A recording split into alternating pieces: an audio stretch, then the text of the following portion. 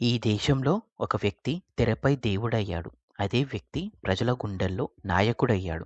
అతనే తెలుగు ప్రజల గర్వకారణం. నందమూరి తారక రామారావు గారు. 1923 మే 28న కృష్ణా జిల్లాలోని ఒక సాధారణ కుటుంబంలో పుట్టిన బాలుడు భవిష్యత్తులో కోట్ల మంది అభిమానుల హృదయాల్లో రాజ్యమేలుతాడని అప్పుడు ఎవరూ ఊహించలేదు. ఆ బాలుడే భవిష్యత్తులో ఎన్టీఆర్‌గా చరిత్రలో నిలిచాడు.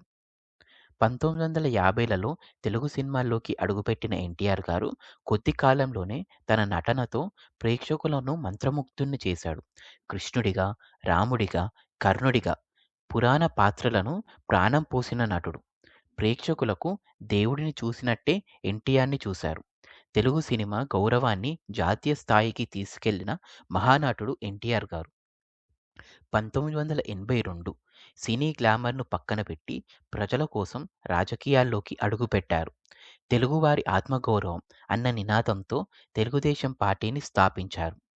ఒకే ఏడాదిలో 1983లో అధికారంలోకి వచ్చి ఆంధ్రప్రదేశ్ ముఖ్యమంత్రిగా చరిత్ర సృష్టించారు.